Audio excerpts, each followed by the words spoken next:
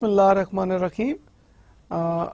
Welcome our dear students. Today again we are going to talk about fundamentals of public administration. The code is 406. It is one of the courses of MPA program. Now before we move on to today's topic of discussion, let us have a brief reflection कि पिछले lecture में हमने क्या-क्या discuss किया था. In our previous lecture we have talked about the power and politics school of thought, or in the power and politics school of thought we have talked about different contributors, and their names are Harold Laswell, Robert Dahl, and Anthony J. Reintroduce Micheville's concept of power. Now these are the three main contributors of power and politics school of thought. जैसे कि आपको याद होगा कि power and politics में हमने क्या बात की थी. पहले हम पावर की बात करते हैं कि किसी भी ऑर्गेनाइजेशन के अंदर जो पावर है that has a very important role. Like for example आपको कोई भी रिस्पॉन्सिबिलिटी असाइन की जाती है, आपको कोई भी एक्टिविटी करने को कहा जाता है, तो उस रिस्पॉन्सिबिलिटी या उस वर्क के साथ आपको एक पावर भी आपको असाइन की जाती है ताकि उसकी मदद से आप वो परफॉर्मेंस दे सकें, आप वो एक्टिविटीज़ परफॉर्म कर सकें. उसके साथ साथ हमने बात की अपने प्रीवियस लेक्चर में कि पॉलिटिक्स की. नाउ पॉलिटिक्स का किसी भी ऑर्गेनाइजेशन के अंदर एक बहुत इंपॉर्टेंट रोल है, और जब हमने पॉलिटिक्स की बात की तो पॉलिटिक्स किन चीज़ों को कंट्रोल करती है. लाइक ऑर्गेनाइजेशन के अंदर there are 4 type of resources जिसके बारे में हमने बात की कि there are human resources, there are financial resources, physical resources and information resources. तो इन चारों resources को जो politics हैं वो कंट्रोल करती है. वो किस तरह कंट्रोल करती है हमने बात की थी अपने प्रीवियस लेक्चर में कि ये जो चारों resources हैं ये आपने किसको देने हैं, आपने किस किस को कितना कितना रिसोर्स एलोकेट करना है, किस वक्त कौन सा रिसोर्स किसको आपने देना है, और किन लोगों को आपने ज़्यादा रिसोर्सेज देने हैं, किन लोगों को आपने अपनी ऑर्गेनाइजेशन में कम रिसोर्सेज देने हैं according to their job requirements. तो पावर एंड पॉलिटिक्स के बारे में हमने अपने प्रीवियस लेक्चर में डिफरेंट डिस्कशंस की थी डिफरेंट इन कंट्रीब्यूटर्स के पॉइंट ऑफ व्यू से. Now when we talk about power, so there are various types of power that managers use in the organization. Now those types of power are legitimate power, reward and punish power, expert power and referent power. Now जब हमने इन different types of power की बात की तो managers जो हैं अपनी organization के अंदर different तरह की powers को use करते हैं. सबसे पहले हमने previous lecture में बात की थी legitimate power की कि legitimate power से क्या मुराद है. Now legitimate power से ये मुराद है कि कोई भी ओहदा या कोई भी डेजिग्नेशन जो आपके पास अपने ऑफिस में है, लाइक फॉर एग्जांपल आप एज ए एडमिनिस्ट्रेटर काम कर रहे हैं, you are working as a marketing manager, you are working as a finance manager, और अगर आप पुलिस के अंदर SHO के तौर पे काम कर रहे हैं, अगर आप टैक्स कमिश्नर हैं, या आप किसी भी डेजिग्नेशन के ऊपर हैं ना, उस डेजिग्नेशन के साथ आपके पास एक लेजिटिमेट पावर है. ना यहाँ पे थोड़ा सा मैं इसको मजीद क्लैरिफाई करने की कोशिश करूंगा कि जो आपके पास डेजिग्नेशन है, जो आपके पास पावर है, उसके साथ आपकी डेजिग्नेशन के साथ एक पावर अटैच है कि आपका जो डेजिग्नेशन है उस डेजिग्नेशन के साथ एक आपको एक खास पावर जो है वो भी आपको मिल जाती है. कि जैसे फॉर एग्जांपल हम फाइनेंस मैनेजर की एग्जांपल देते हैं कि फाइनेंस मैनेजर के पास डिफरेंट रिस्पॉन्सिबिलिटीज़ हैं जो कि उसने परफॉर्म करनी है अपनी ऑर्गेनाइजेशन में. Now in order to perform different responsibilities, तो फाइनेंस मैनेजर का जो डेजिग्नेशन है उस डेजिग्नेशन के साथ सर्टन पावर्स एलोकेट हो जाती हैं, सर्टन पावर्स मिल जाती हैं उस पर्सन को जो कि फाइनेंस मैनेजर का डेजिग्नेशन होल्ड कर रहा है. फिर हमने बात की थी रिवॉर्ड एंड पनिशमेंट पावर की कि किसी भी ऑर्गेनाइजेशन के अंदर जो मैनेजर है उसके पास रिवॉर्ड एंड पनिशमेंट की पावर है. लाइक फॉर एग्जांपल एक एम्प्लॉय बेहतर परफॉर्म कर रहा है, सो बेहतर परफॉर्मेंस के ऊपर उसको रिवॉर्ड किया जाएगा, उसको अप्रिशिएट किया जाएगा. सो रिवॉर्ड, फाइनेंशियल रिवॉर्ड भी दिया जा सकता है और नॉन फाइनेंशियल रिवॉर्ड भी. For example increase in salary, increase in allowances, increase in bonuses, और सम एप्रिसिएशन सर्टिफिकेट और सम शील्ड या आप उसको एक शाबाश देते हैं. So those are the different types of rewards. Then एक पनिशमेंट पावर है जो कि मैनेजर के पास होती है कि अगर कोई एम्प्लॉय पुअर परफॉर्मेंस है उसकी या वो अपने टारगेट्स को अचीव नहीं करता तो डेफिनेटली मैनेजर के पास एक ऐसी पावर है पनिशमेंट की जिसके मुताबिक वो उन एम्प्लॉयज़ को करेक्शन की तरफ लेके जा सकता है, उनके बिहेवियर को, उनके एटीट्यूड को और उनकी जो जिस वजह से वो पुअर परफॉर्मेंस दे रहे हैं तो उस पुअर परफॉर्मेंस को गुड परफॉर्मेंस में करेक्ट करने के लिए of course some time it becomes necessary कि ऐसे एम्प्लॉयज़ जो कि हैबिचुअल लाइक फॉर एग्जांपल हैं कि जो पुअर परफॉर्मर्स हैं, जो उनको ट्रेनिंग देने के बावजूद, उनके एटीट्यूड और बिहेवियर पे काम करने के बावजूद, उनके साथ डिस्कशंस के बावजूद भी अगर वो अपनी परफॉर्मेंस अच्छी नहीं दे रहे तो ऐसे एम्प्लॉयज़ को मैनेजर्स जो हैं वो पनिशमेंट करते हैं ताकि वो अपने इम्प्रूवमेंट की तरफ आएँ और अपनी परफॉर्मेंस को बेहतर करें. Then we talk about expert power.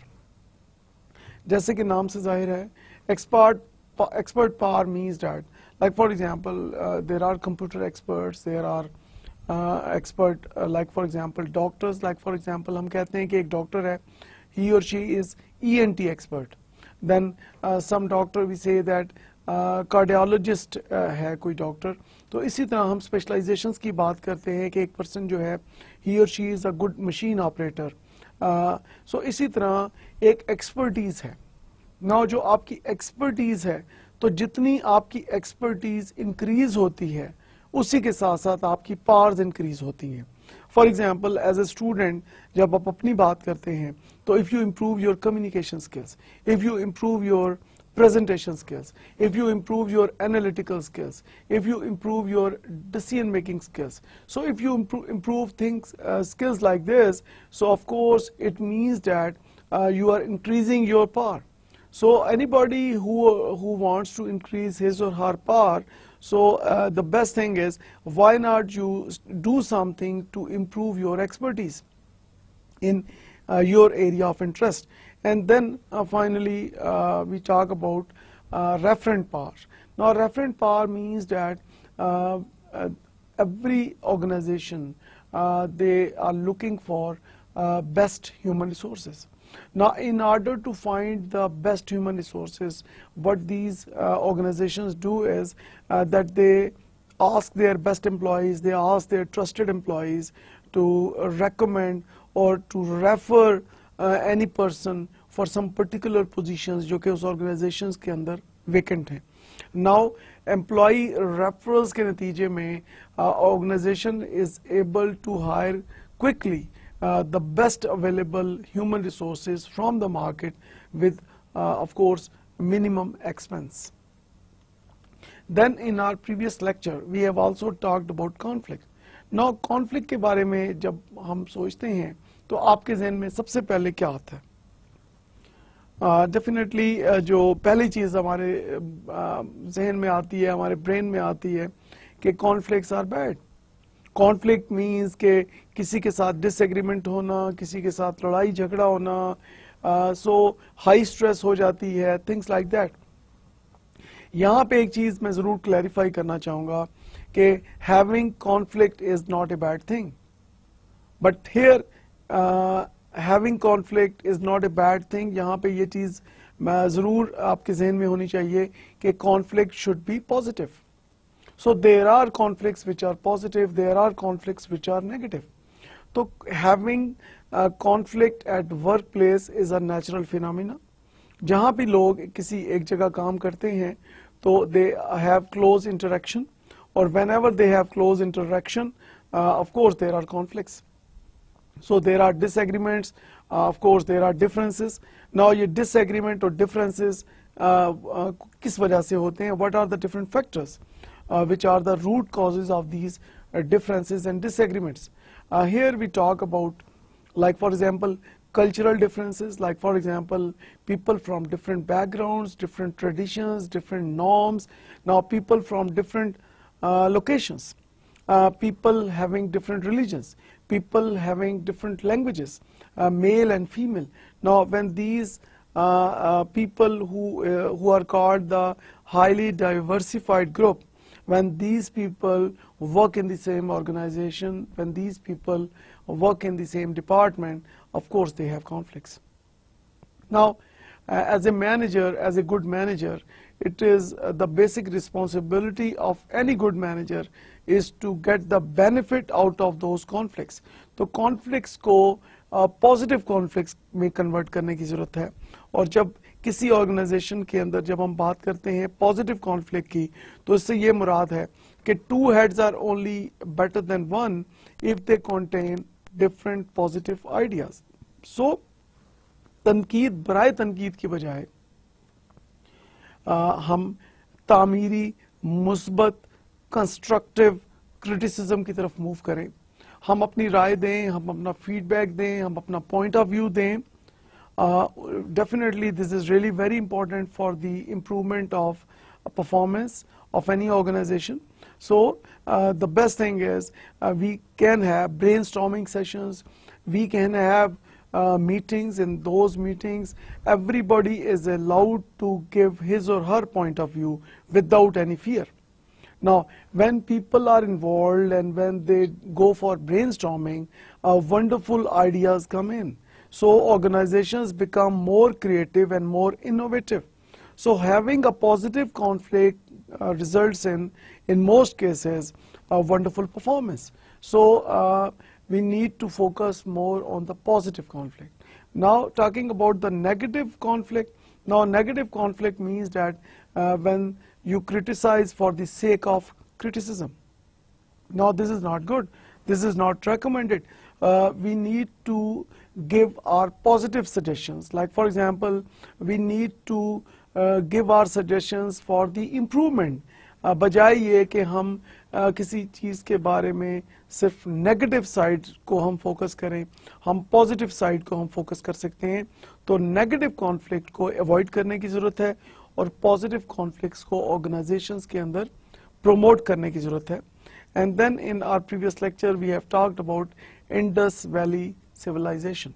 Now in the subcontinent, two civilizations of ancient time, that is Mohenjo-daro and Harappa, were very developed cities between 3250 and 2750 BC. So now you see that during the Indus Valley civilizations, researchers ने जो तहकीक की, जो उन्होंने explore किया कि इस दौर में वहाँ के जो रूलर्स थे, वहाँ की जो गवर्नमेंट्स थी, दे वर हाईली सिविलाइज्ड. वहाँ पे एग्रीकल्चरल रिफॉर्म्स लाए गए, वहाँ पे लैंड को मेजरमेंट करने का वहाँ पे तरीक़ेकार था, वहाँ पे टैक्सेशन सिस्टम था, वहाँ पे रोड कंस्ट्रक्शन का प्रॉपर सिस्टम था. इंडस वैली सिविलाइजेशन के दौर में जो हाउसेस जो कंस्ट्रक्ट किए जाते थे, वो मोहनजोदाड़ो एंड हड़प्पा में जब हम देखते हैं कि वहाँ से रिसर्च से ये चीज़ साबित हुई है कि जो ब्रिक्स हैं, जो ईंटें हैं, so they were being used to construct houses. Now we move on to our today's topic of discussion, and that is the history of public administration. Now the book by Kautilya is one of the oldest books on public administration written during Maurya period. Now this book was written for the officials who were responsible for running the government, so that they understand their duties and responsibilities. Okay, when we talk about the first book of public administration, जो पहली book public administration पे लिखी गई, उसका जो basic purpose था कि जो डिफरेंट गवर्नमेंट के ऑफिशियल्स हैं, जिनको डिफरेंट ड्यूटीज़ और रिस्पॉन्सिबिलिटीज़ गवर्नमेंट ने असाइन की, वो अपने काम को बेहतर तरीके से किस तरह कर सकते हैं, किस तरह ज़्यादा एफिशिएंट हो सकते हैं, किस तरह से ज़्यादा इफ़ेक्टिव हो सकते हैं. तो उसके लिए इस बुक्स ने जो पब्लिक एडमिनिस्ट्रेशन पे जो पहली बुक थी बाय कौटिल्या, इस बुक ने काफ़ी ज़्यादा हेल्प आउट किया उस वक्त के मैनेजर्स को. Now we move towards the Mughal period when we talk about the history of public administration. Now Mughal administrative system has clear imprints on the present day public management in Pakistan. Now we look at it now that how it has an imprint on the present day public management in Pakistan. So Mughal period lasted over 2 centuries, during which many rulers including Sher Shah Suri and Akbar, and during that period, though Suri was not Mughal ruler, but his administrative system was adopted by succeeding rulers. Now Suri developed a centralized system of administration, divided the empire into 47 divisions with several subdivisions under each division. So he constructed the present Grand Trunk Road, and we call that GT Road, which runs from Peshawar to Calcutta. So now you see that what Suri had done in this era, that he developed a centralized system of administration. So now you see that in the present system of Pakistan is also in the public sector. जब हम बात करते हैं, the present public sector of Pakistan, in this we have a centralized system. So there is centralization of decision-making authority in the present public sector of Pakistan. One thing, and secondly, Suri developed like 47 divisions, and then divided those 47 divisions into several subdivisions under each division. So that was really highly systematic system over there in that era. So that shows the expertise of rulers of that time, and particularly when we talk about Suri. Then he established gardens and hospitals and promoted public welfare.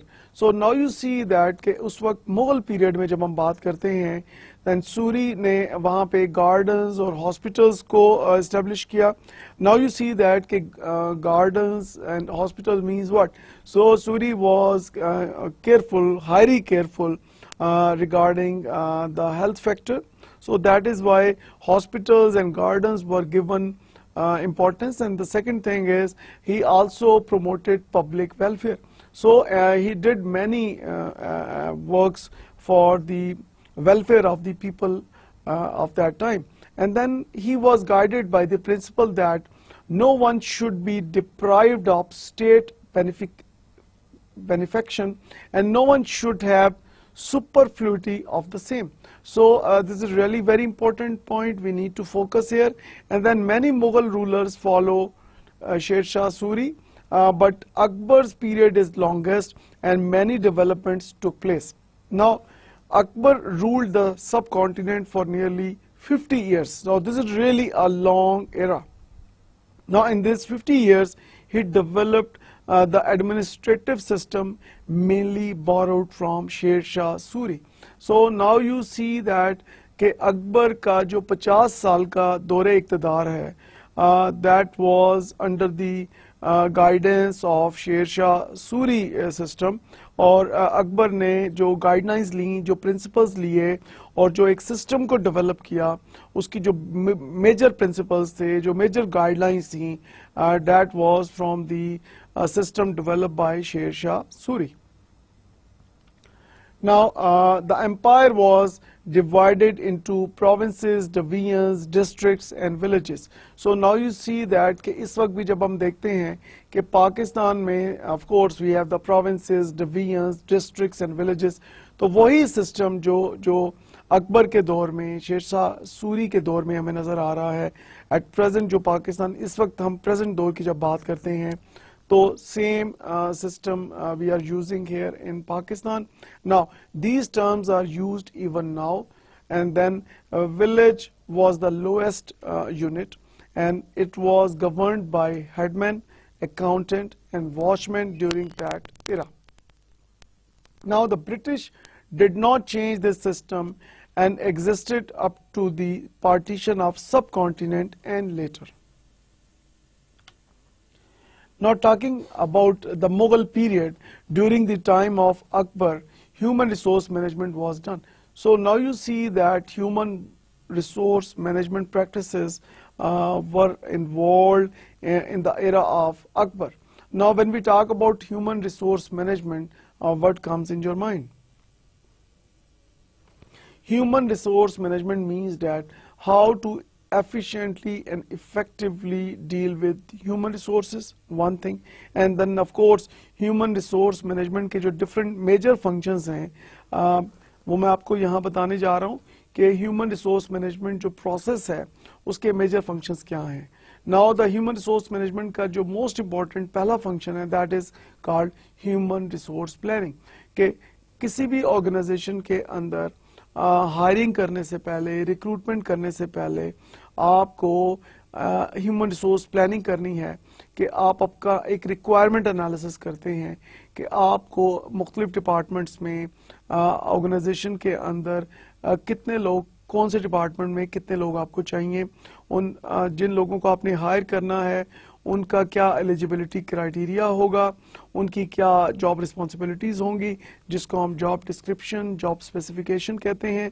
तो in human resource planning job analysis किया जाता है, job description को define किया जाता है, job specification को define किया जाता है, and then after the human resource planning in human resource management process it moved towards recruitment and selection. And recruitment and selection जो ऑर्गेनाइजेशन है वो मुख्तलिफ पोजीशंस को एडवर्टाइज करते हैं और उसको अपने डेफिनेटली उस दौर के अंदर different communication systems were used. उन लोगों को अवेयरनेस दी गई कि वो डिफरेंट पोजीशंस के लिए कांटेक्ट करें, अप्लाई करें. Recruitment and selection is the second function of human resource management process. Then the next function is of training and development. कि आपने जिन लोगों को रिक्रूट किया, सिलेक्ट किया, आपने डेफिनेटली उनकी ट्रेनिंग करनी है, उनकी डेवलपमेंट करनी है. नाउ यहाँ पे ये बताना बहुत ज़रूरी है कि ट्रेनिंग एंड डेवलपमेंट में क्या डिफरेंस है. Training means learning existing job skill requirement. कि लाइक फॉर एग्जाम्पल ये एक कंप्यूटर है और अगर कंप्यूटर आपको उस पर काम करना नहीं आता तो या उसके मुख्तलिफ सॉफ्टवेयर्स हैं, MS वर्ड है, पावर पॉइंट है, एक्सेल है, इस तरह के डिफरेंट सॉफ्टवेयर्स हैं. अगर आपको वो उस पर काम करना नहीं आता तो और वो वही आपकी जॉब रिस्पॉन्सिबिलिटी है, तो अगर आप कंप्यूटर सीखते हैं और आप इन डिफरेंट कंप्यूटर जो आपकी एक्टिविटीज़ हैं, MS ऑफिस अगर आप सीख लेते हैं तो it means this is called training कि आपकी जो प्रेजेंट जॉब स्किल रिक्वायरमेंट है उसको परफॉर्म करने के लिए आपने ट्रेनिंग ली. Now on the other side when we talk about development कि जो आपकी ऑर्गेनाइजेशन की जो फ्यूचर जॉब स्किल रिक्वायरमेंट है कि आने वाले दिनों में आपकी ऑर्गेनाइजेशन को किन स्किल्स की ज़रूरत होगी, तो जब फ्यूचर को सामने रख के जो आपकी लर्निंग होती है that is called your development. तो training and development is the one of the functions of human resource management process.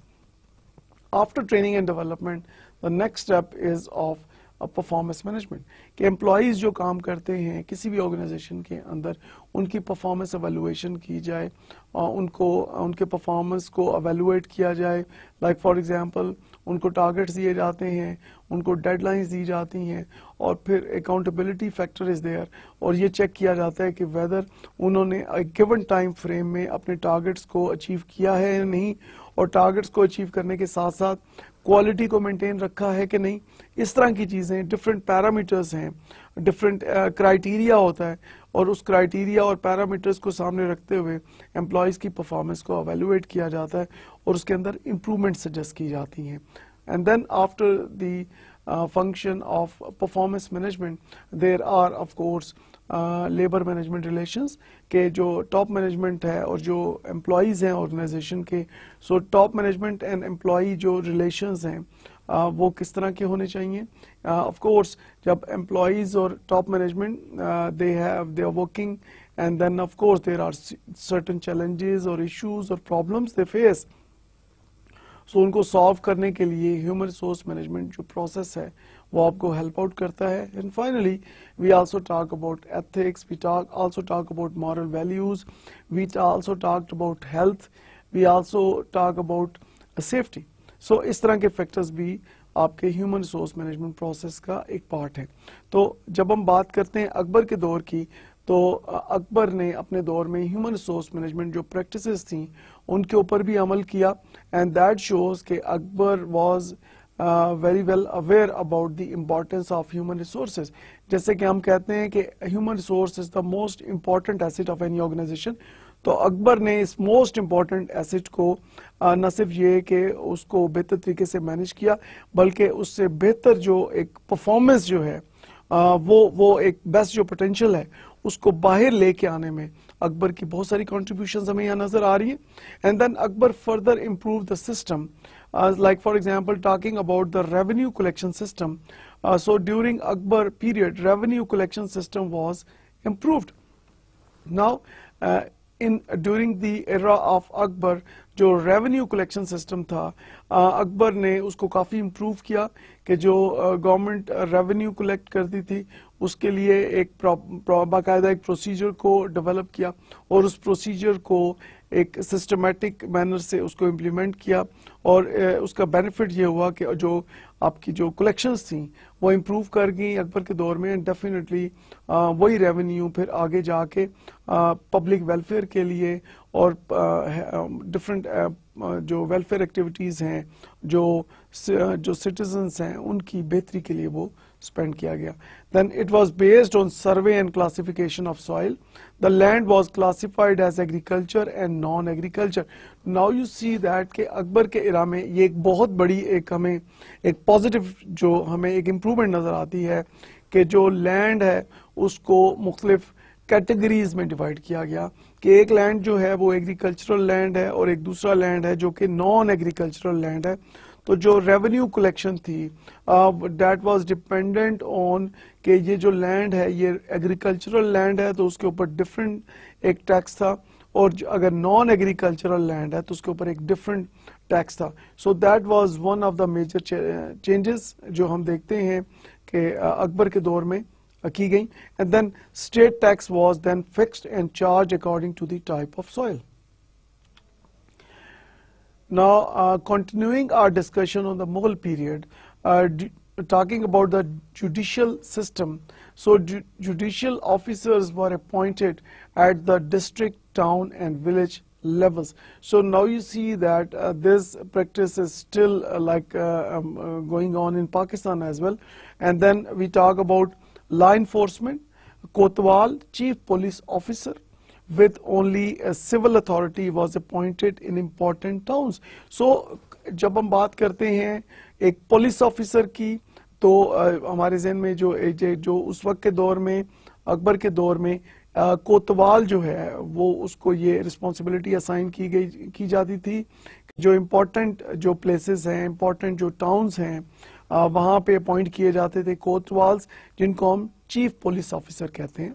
And then in rural areas, Fojdar, army chief, was appointed to control crime. So, मुख्तलिफ इलाकों में ख़ास तौर पे particularly rural areas में crime control के लिए जो फौजदार है उसको अपॉइंट किया गया अकबर के दौर में. So after Akbar for over 100 years, no real administrative system could develop, mainly because the disarray of the empire began with Jahangir. So Jahangir first allowed the East India Company to set up a factory in 1642 at Balashore for medical service provided by the surgeon of the company on the ship. The East India Company, which was a trading company and had its board of governors, was granted charter on 31st December 1600 to trade freely into and from East Indies by the British Parliament. Now, talking about the British period, the beginning of British rule in the subcontinent started. The East India Company gradually expanded its operations. So in 1609, the authority to trade was further extended. And in 1661, the company was empowered to declare war on and have peace with any ruler. Now, the Regulating Act of 1773 was passed by British Parliament, granting the British government powers to regulate the affairs of the company in India. Now, we continue our discussions on British period. Now, by this time, the British government was not ruling directly in India. So, all matters and powers were given to the company to rule. So now you see that all matters and powers were given to this company. So this was a major decision taken during the British period by the British government. So in 1757, the victory at Plassey paved the way for the British rule. Now there were countless battles and conflicts before the British government's direct rule, which really started after 1857 War of Independence. Now we move on to our next topic of discussion, and that is of civil service. Now when we talk about civil service means public, and public are the citizens of a country. Now the meaning of civil is public, and publics means the citizens of Pakistan when we talk about Pakistan. Now by this connotation, it means that civil servants are a group of people who serve public, and in that sense civil service is different from military service. Now words like public, civil and government are used interchangeably. Now these public, civil and government, they are almost like having the same meanings, and then officers and officials working in government organizations are all public servants. So जब हम बात करते हैं officers की, officials की, जो कि government के मुख्तलिफ इदारों में काम कर रहे हैं, तो they are all called public servants. So meaning, what do you mean by public servant? What comes in your mind when you think of public servants? कायद अज़म मोहम्मद अली जिन्ना ने जो अपने उन्होंने मुख्तलिफ अपनी तकारीर में, अपनी मुख्तलिफ डिस्कशंस में इस चीज़ को एम्फसाइज किया कि जो पब्लिक सर्वेंट्स हैं, they must serve the citizens of Pakistan in the best possible manner. तो जो पब्लिक सर्वेंट्स हैं वो अपने इंडिविजुअल ऑब्जेक्टिव्स को पीछे रखें, और जो ऑर्गेनाइजेशनल ऑब्जेक्टिव्स हैं, और ऑर्गेनाइजेशनल ऑब्जेक्टिव क्या है कि to serve the people of Pakistan. So Quaid Azam के फरमान के मुताबिक जो पब्लिक सर्वेंट्स हैं उनकी जो मेजर रिस्पॉन्सिबिलिटी है कि वो अपने बेस्ट पोटेंशियल को यूज़ करके जो पाकिस्तानी सिटीजन्स हैं उनको अपनी बेस्ट सर्विसेज ऑफर करें.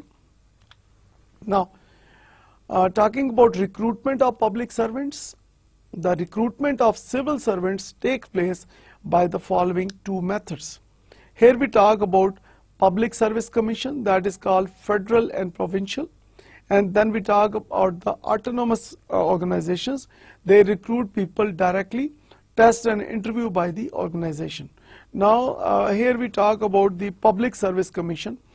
Like for example, we have a federal Public Service Commission, then we have provincial Public Service Commissions.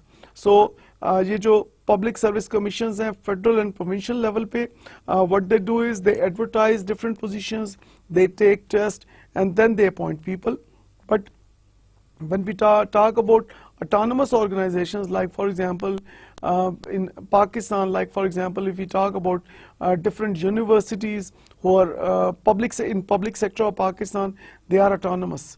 Now they are also called semi-government organizations or autonomous organizations. So these autonomous organizations they can recruit people directly.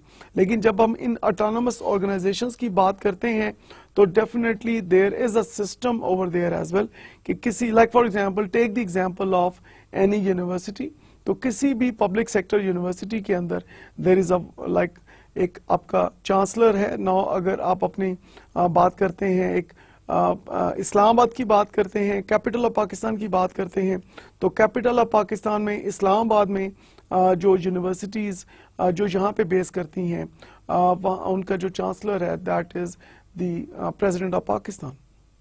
And then we have the pro chancellor who is the education minister, जो भी उस वक्त उस position पे सर्व कर रहा होता है. So the education minister is called the pro chancellor of that university.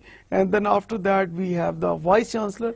Now vice chancellor is sitting in that particular university, and then we have the executive council or the syndicate or the board of directors or board of governors, and then of course the supreme body who is who has the authority to make decisions, and then of course we have the administrative side and the academic side. So on the administrative side we have the registrars and others who are providing administrative support to academic side, and academic sides includes the deans and the chairmen, chairpersons, professors, lecturers, etc. So this is what the composition of any university is. Now these autonomous organizations, when they recruit and hire people, they follow certain rules and regulations. Like for example, they have a selection board and they have a subject specialists, and then the job applicants, they go through a certain recruitment selection procedure, and then after final background check and medical examination, and after they qualify all tests, and then any interviews if they are if there are any interviews, so when they pass those interviews, then appointment letters are issued. Now the structure of federal and provincial government is as under.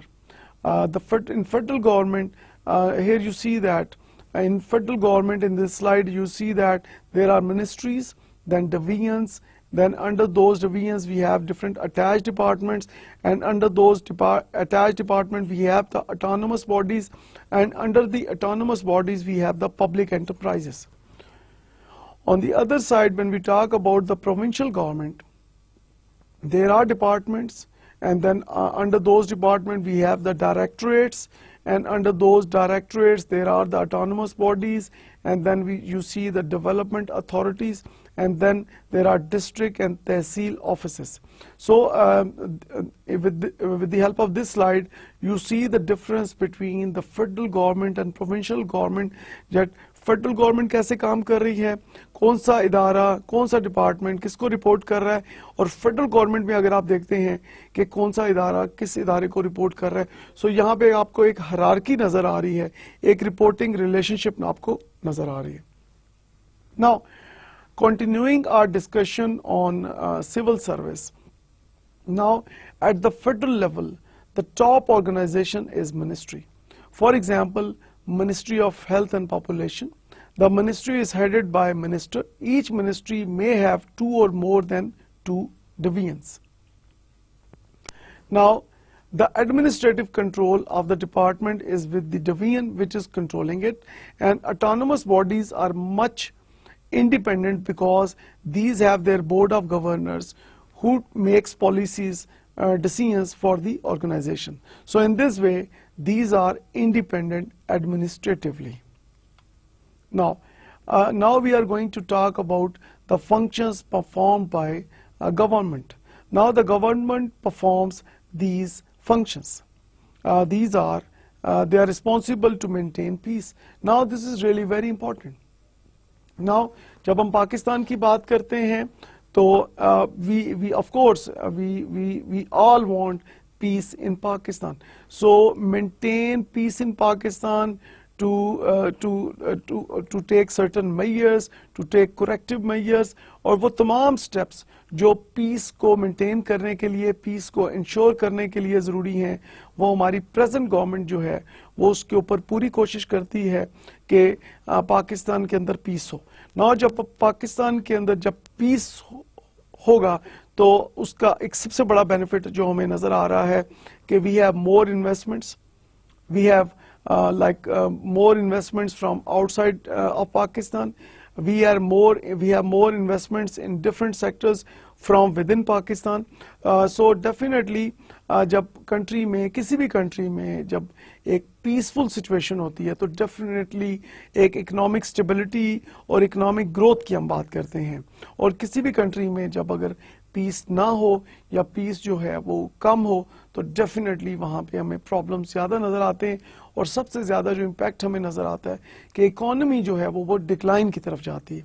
Then of course the another function perform by the government is to provide defence.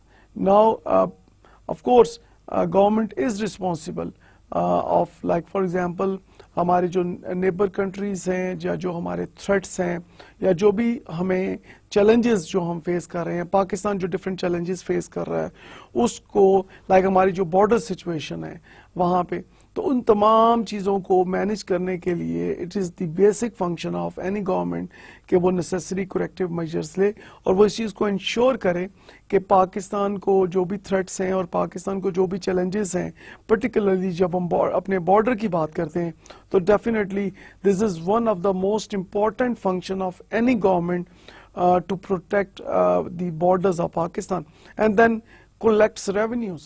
Now this is again the most important factor, because without collection of revenue government जो है अपने मुख्तलिफ development projects run नहीं कर सकती, government जो है वो अपने सिटीजन ऑफ पाकिस्तान के लिए मुख्तलिफ जो एक्टिविटीज़ हैं वो परफॉर्म नहीं कर सकती। फॉर एग्जांपल जब हम बात करते हैं कंस्ट्रक्शन ऑफ रोड्स की, जब हम बात करते हैं कंस्ट्रक्शन ऑफ ब्रिजेस की, जब हम बात करते हैं पब्लिक सेक्टर यूनिवर्सिटीज़ की, जब हम बात करते हैं पब्लिक वेलफेयर की, जब हम बात करते हैं पब्लिक हॉस्पिटल्स की, जब हम बात करते हैं पब्लिक की बेहतरी की, तो definitely it is the basic responsibility of any government is to they collect revenue.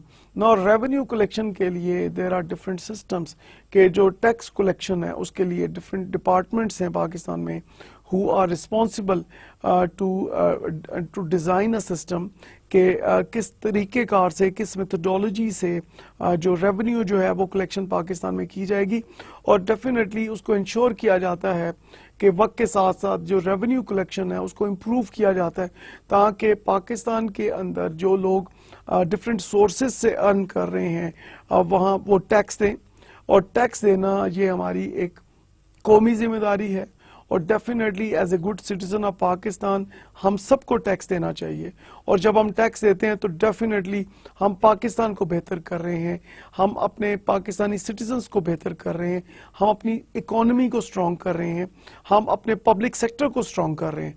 So definitely हमें अपने जो रेवेन्यू कलेक्शन डिपार्टमेंट्स हैं उनके साथ हमें ताउन करने की ज़रूरत है। तो डेफिनेटली गवर्नमेंट का यहाँ पे एक मेजर एक फंक्शन है कि वो अपने रेवेन्यू कलेक्शन प्रोसीजर्स हैं, जो सिस्टम है, उसको मज़ीद स्ट्रेंथन करे ताकि हम अपने पब्लिक की वेलफेयर के लिए गवर्नमेंट को ज़्यादा उसके पास एक रिसोर्सेज हों। And then government is also responsible to maintain currency.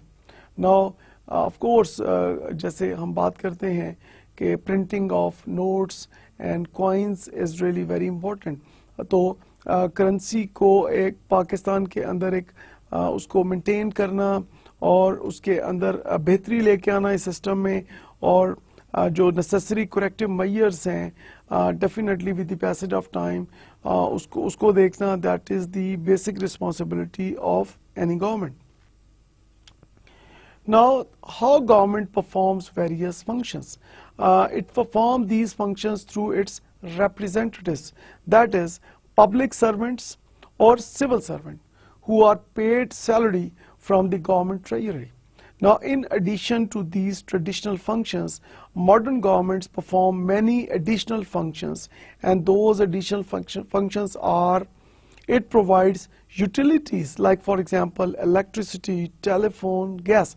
So now you see that जब हम पाकिस्तान में देखते हैं इस वक्त at present जो electricity provide की जा रही है, इस वक्त जो telephone facility provide की जा रही है, gas provide की जा रही है, तो it is the basic responsibility of present government कि ये तमाम चीज़ें वो अपने पब्लिक को, पाकिस्तानी सिटीजन्स को, या जो लोग जहाँ पे पाकिस्तान में रह रहे हैं, इवन जो फॉरेनर्स यहाँ पे रह रहे हैं, उनको वो प्रोवाइड करें।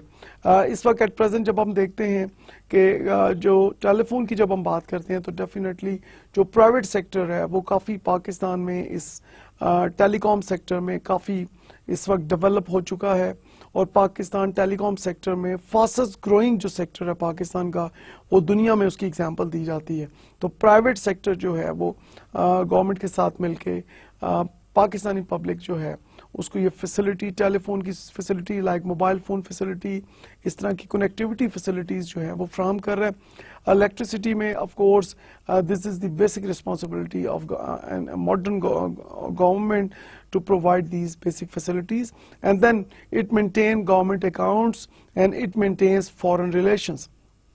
So government account maintenance again is one of the major responsibilities of a modern government, and then foreign relations को maintain करना। यहाँ पे मैं ये ज़रूर चीज़ ऐड करना चाहूँगा कि जितने हमारे नेबरिंग कंट्रीज़ हैं, जितने हमारे मुस्लिम कंट्रीज़ हैं और जितने इन्फ्लुएंशियल कंट्रीज़ हैं दुनिया में, उन सब के साथ पाकिस्तान के स्ट्रॉन्ग रिलेशंस होने बहुत ज़रूरी हैं, क्योंकि जब हमारे स्ट्रॉन्ग रिलेशंस होंगे फॉरेन कंट्रीज़ के साथ तो of course we can improve our trade, we can improve our businesses, we can attract those different countries to invest in Pakistan and vice versa. So हम अपने जो हमारी skilled and unskilled labor है उसके लिए different opportunities हम create कर सकते हैं foreign countries में when we have good relations with different countries.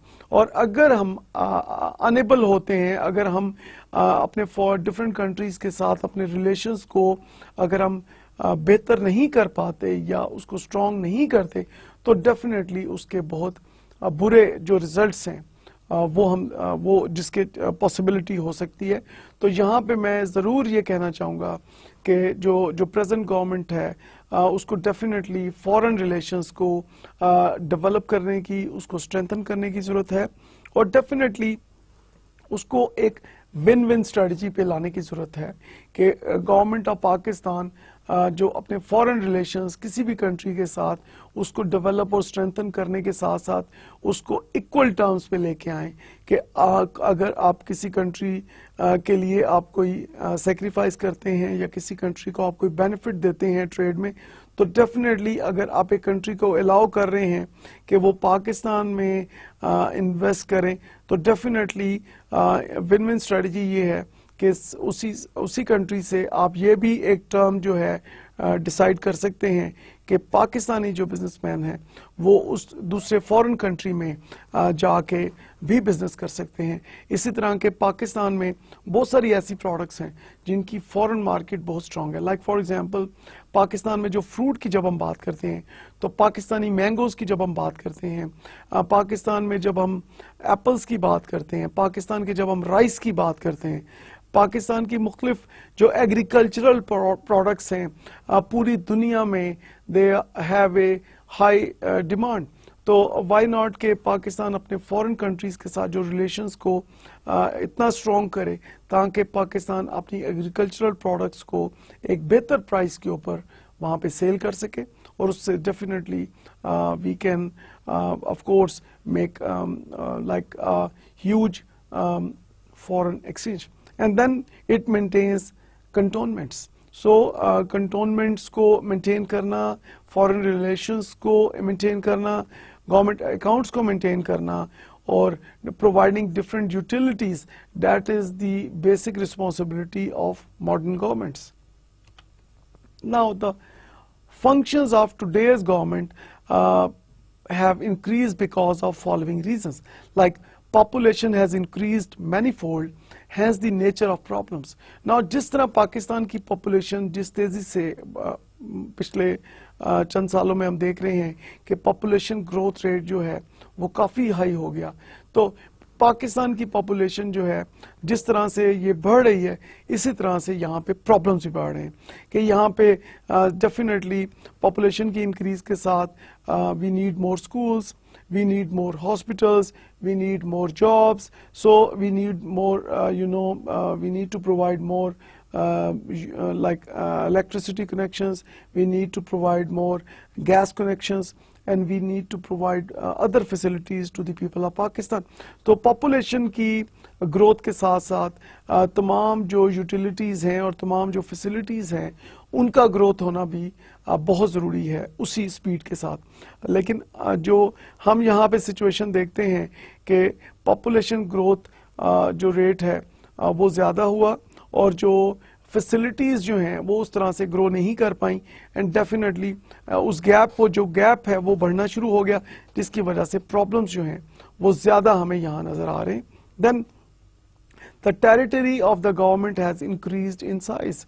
तो जो गवर्नमेंट की जो टेरिटरी, जिसमें गवर्नमेंट ने वहाँ पे अपनी एक लॉ, लाइक फॉर एग्जांपल आपने एक अपने रूल्स वहाँ पे सेट करने हैं, आपने अपने लॉ एंड ऑर्डर की सिचुएशन आपने देखनी है, और मुख्तलिफ आपने फैसिलिटीज़ प्रोवाइड करनी है.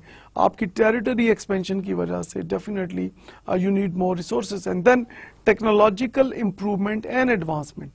Now this is again really very important that due to technology improvement and advancement, so it is really very important for any government that we must adopt the new technology, number one thing. And secondly, I will strongly emphasize on one thing, that at the same time we need to work on creativity and innovation. So why not we focus more on creativity and innovation, और बजाय कि हम हर वक्त दूसरों के ऊपर dependent रहें technology में, why not कि हम अपनी न्यू टेक्नोलॉजी को यहाँ पे क्रिएट करने की, यहाँ पे इनोवेट करने की कोशिश करें पाकिस्तान में. सो इन दिस वे दूसरों के ऊपर जो हमारी जो हम डिपेंडेंट हैं टेक्नोलॉजी में, उसको हमें मिनिमाइज करने की ज़रूरत है. And of course when we minimise our dependence on others, of course we can bring wonderful improvements in Pakistan. Therefore, in order to perform new functions, the governments changed the structure and added more functions. So at the time of independence, Pakistan inherited the civil service structure, which was laid out by the East India Company and subsequently modified by the British government to its own requirements. The structure of the services existing in pre-partition subcontinent was adopted in Pakistan with little modifications. The following two categories of the services were maintained: all Pakistan services and central services. Now here you see that कि जो inherit किया हमने civil service structure, कहाँ से हमने inherit किया? East India company से, and subsequently modified by the British government, जो कि उन्होंने, ब्रिटिश गवर्नमेंट ने अपनी रिक्वायरमेंट्स के मुताबिक जो ईस्ट इंडिया कंपनी का जो सिविल स्ट्रक्चर था उसको चेंज किया.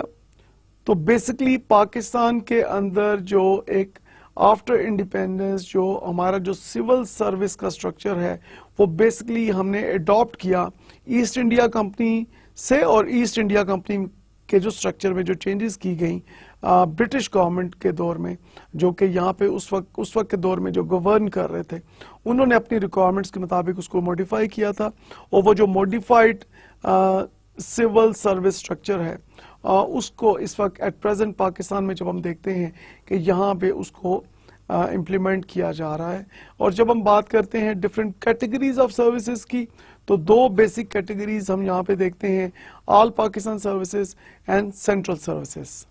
Now talking about all Pakistan services, it comprised civil service of Pakistan and the police service of Pakistan, whereas the officers of these services served under central as well as the provincial governments. Now officers, when served under the provincial government, were controlled by provincial government concerned, but the basic control remained with center. So now you see that कि provinces के अंदर जो officers काम कर रहे हैं, of course they are being supervised and controlled by the respective provincial governments, but उनका जो basic जो overall major control है, that is in the hands of federal government. And then when we talk about the central services, like the central services before partition, the central services in Pakistan were controlled by central government. Okay, now we move on towards the conclusion of today's discussion. आज हमने इस lecture में बात की कि what are the major responsibilities of any government. आज के lecture में हमने बात की कि मुगल दौर की हमने बात की, हमने ब्रिटिश दौर की बात की, हमने शेरशाह सूरी के दौर की बात की, हमने अकबर के दौर की बात की, हमने जहांगीर के दौर की बात की. हमने मुख्तलिफ अदवार इन डिफरेंट एराज को हमने कंपेयर किया, और हमने देखा कि मुख्तलिफ अदवार में जो एक चीज़ हमें कॉमन नज़र आई, एक सिमिलैरिटी नज़र आई कि वहाँ पे डिफरेंट एडमिनिस्ट्रेटिव जो सिस्टम्स थे उनकी इम्प्रूवमेंट्स के लिए बहुत ज़्यादा काम किया गया। लाइक फॉर एग्जांपल जब हम शेर शाह सूरी के दौर की हमने बात की तो हमने देखा कि मुख्तलिफ रिफॉर्म्स और मुख्तलिफ चेंजेस जो है शेर शाह सूरी जो है अपने दौरे हुकूमत में लेके आया और उसने आवाम की वेलफेयर के लिए बहुत सा काम किया। Like for example building hospitals and then building like developing gardens and working for the welfare of the people of their states. So that was the basic prime objectives of Sher Shah Suri. And then we talked about Jahangir, we talked about Akbar. So we talked about different eras. Like for example, we have talked about Mughal era, we have talked about British rulers era, and then we also talked about East India Company. Now, when we talk about the different functions performed by the modern organizations, तो वो हमने मुख्तलिफ functions को हमने discuss किया आज के lecture में कि जो modern governments हैं उनके मेजर क्या उनके functions हैं। कि जब हम बात करते हैं कि modern governments की, तो modern governments के क्या functions जो हैं होने चाहिए। Like for example, we have talked about peace and security. कि किसी भी मुल्क के अंदर this is really very important कि एक पीसफुल सिचुएशन हो, and that is one of the most important function of any government. So we have also talked about revenue collection कि this is again a major responsibility of any good government कि वो revenue collection को focus करे, वो अपने जो public है, जो अपने अवाम हैं, जो सिटीजन्स हैं, उनके वेलफेयर के लिए ऑफ कोर्स गवर्नमेंट को रिसोर्सेज चाहिए, और गवर्नमेंट के रिसोर्सेज कहाँ से जनरेट होंगे? Through revenue collection. तो रेवेन्यू कलेक्शन पे आज के लेक्चर में हमने काफ़ी फोकस किया। हमने ये बात हमने देखा कि गवर्नमेंट किस तरह से अपने सिस्टम को स्ट्रॉन्ग कर सकती है, किस तरह से अपने रेवेन्यू कलेक्शन प्रोसीजर्स को उसमें अकाउंटेबिलिटी फैक्टर लेके आ सकती है। और पाकिस्तान में जितने लोग हमने बात की कि जो मुख्तलिफ बिजनेसेस कर रहे हैं या मुख्तलिफ डेजिग्नेशंस पे काम कर रहे हैं, जो अर्न कर रहे हैं, उनसे रेवेन्यू कलेक्शन को किस तरह से इंश्योर किया जाए। नाउ हमने गवर्नमेंट की बात की कि गवर्नमेंट जो है किस तरह अपने मेंटेन कर सकती है अपने जो सिटीजन्स हैं उनकी बेहतरी के लिए गवर्नमेंट जो है उसको कौन कौन से काम करने चाहिए। हमने इन डेप्थ आज के लेक्चर में उसके ऊपर हमने बात की। And finally we discuss different administrative functions. Overall अगर आज के लेक्चर को अगर हम देखें तो हमने डिफरेंट एडमिनिस्ट्रेटिव फंक्शंस को देखा कि किस तरह different administrative functions were being used by different rulers of different eras. We have seen the functions of planning, organizing, leading and controlling in different eras. Like for example, in old eras, we also see the functions of planning, organizing, leading and controlling. और जब हम present बात करते हैं government की तो of course ये तमाम फंक्शंस हमें आज भी नज़र आते हैं। इस वक्त जो पाकिस्तान के अंदर जो हम बात करते हैं सिविल सर्विस की, जब हम बात करते हैं तो सिविल मीन्स पब्लिक। तो जब हम सिविल सर्विस की बात करते हैं तो सिविल सर्विस के अंदर ऑफ कोर्स जो गवर्नमेंट ऑफिशियल्स हैं, जो लोग गवर्नमेंट के इदारों में काम कर रहे हैं, we call them public servants और सिविल सर्वेंट्स। तो जो पब्लिक सर्वेंट्स हैं we have talked about their responsibilities. Now public servants की जब हमने बात की तो हमने ये भी बात की आज के लेक्चर में कि कायद आज़म मोहम्मद अली जिन्ना ने ये फरमाया कि जो पब्लिक सर्वेंट्स हैं वो खादिम हैं, वो पाकिस्तान की आवाम के लिए वो अपनी बेस्ट एफर्ट्स करें, अपने बेस्ट पोटेंशियल को यूज़ करें और अपनी बेस्ट सर्विसेज जो हैं पाकिस्तानी सिटीजन्स को दें। सो पब्लिक सर्वेंट्स की हमने बात की। Then we talked about different recruitment procedures of different like government offices and autonomous bodies. हमने ये बात की आज के लेक्चर में कि जो गवर्नमेंट ऑफिसेज हैं वहाँ पे रिक्रूटमेंट एंड सिलेक्शन के प्रोसीजर्स जो हैं वो फेडरल एंड प्रोविंशियल गवर्नमेंट्स के फेडरल पब्लिक सर्विस कमीशन और जो प्रोविंशियल पब्लिक सर्विस कमीशंस हैं they are responsible for the recruitment and selection, whereas when we talk about the autonomous bodies like for example in today's lecture I have given the example of universities कि universities जिनको हम कहते हैं कि they are the semi government organizations or they are also called the autonomous bodies. वहाँ पे हमने बात की कि what are the recruitment selection procedures. तो जब हमने इनको देखा कि रिक्रूटमेंट एंड सिलेक्शन के लिए ऑटोनोमस बॉडीज में we have the executive council, we have the pro chancellor, we have the chancellor. तो ऑटोनोमस बॉडीज में the head of any autonomous organisation is the chancellor. तो जब हमने बात की फेडरल यूनिवर्सिटीज की, तो फेडरल यूनिवर्सिटीज के अंदर जो हेड है that person is called the president of Pakistan. So जो चांसलर है, chancellor is the president of Pakistan in federal university, then the pro chancellor is the education minister, and then we have the vice chancellor who sits in that organizations, and there is an executive council or the board of directors who are responsible to make decisions. In case of provinces, if there is a university who is working in some province, so the autonomous bodies or the universities serving in provinces, so their heads are the governors. So governors are heading the universities who are serving in provinces. Then we talked about different service structures. We talked about civil servants जो हैं उनके हमने functions की बात की, हमने उनके roles की बात की, and then we talked about the present structure of Pakistan के इस वक्त जो पाकिस्तान के अंदर जो सिविल सर्विस का स्ट्रक्चर है, बेसिकली इसको इनहेरिट किया है हमने जो ब्रिटिश जो गवर्नमेंट थी जिन्होंने मॉडिफाई किया था ईस्ट इंडिया कंपनी के स्ट्रक्चर को।